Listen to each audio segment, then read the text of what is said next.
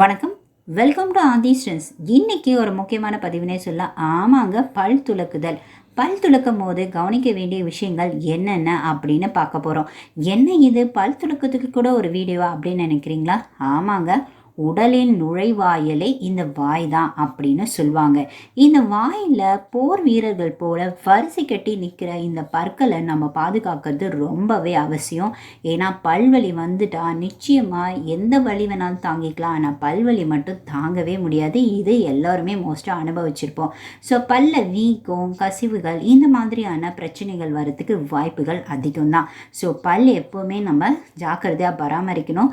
So இந்த பராமரிப்பு எப்படிலாம் பண்ணணும், குழந்தைகள் முதல் பெரியவர்களை எல்லாருமே பற்கள் முளைக்க ஆரம்பிச்சிட்டாலே பால் பற்கள் தான் அப்படின்னு குழந்தைங்களுக்கும் நம்ம அசால்ட்டாக விடக்கூடாது. அவங்களுக்கும் நம்ம பராமரிப்பை பார்த்துக்கிட்டு தான் இருக்கணும். சரி வாங்க, என்னெல்லாம் முக்கியமான விஷயங்கள் ஃபாலோ பண்ணணுன்னு பார்க்கலாம். முதல்ல பார்த்தீங்கன்னா, வாயின் அளவிற்கேற்ப டூத் ப்ரஷ்ஷை நம்ம தேர்வு செய்யணும். அது ஒன்று.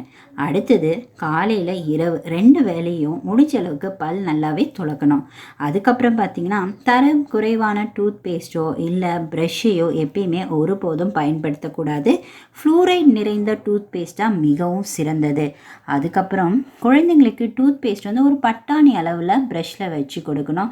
குறைந்தபட்சம் ஒரு 5 வயசு வரைக்கும் ஆச்சு நம்மளோட கண்ட்ரோலில் தான் அவங்க ப்ரஷ் பண்ணணும். அதுக்கப்புறம் பற்களின் வெளிப்புறம், உட்புறம், நாட்கு போன்றவை நிதானமாக சுத்தம் படுத்த வேண்டும். பற்களை துலக்கிய பின் வாயு சுத்தமான நீரில் குறைந்தது 5 முறையாவது நன்கு கொப்பளிக்க வேண்டும். பற்கள், பல் ஈர்கள், நாக்கில் ஏதேனும் பிரச்சனை, நோய் தொற்று ஏற்பட்டால் அலட்சியப்படுத்தாமல் உடனடியாக மருத்துவரை அணுகி சிகிச்சை பெற வேண்டும்.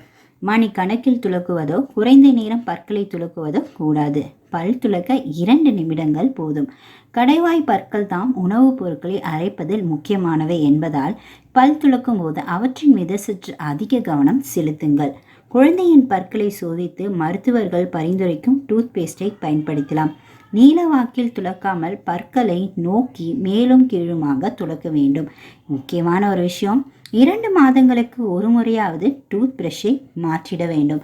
என்ன ஃப்ரெண்ட்ஸ், இந்த தகவல் உங்களுக்குலாம் பயனுள்ளதாக இருந்திருக்கும் நான் நினைக்கிறேன். இது Aadhi strength, something different. Look forward. Please subscribe பண்ணும்போது மறக்காமல் பெல் ஐக்கானையும் ப்ரெஸ் பண்ணுங்கள். Have a nice day friends.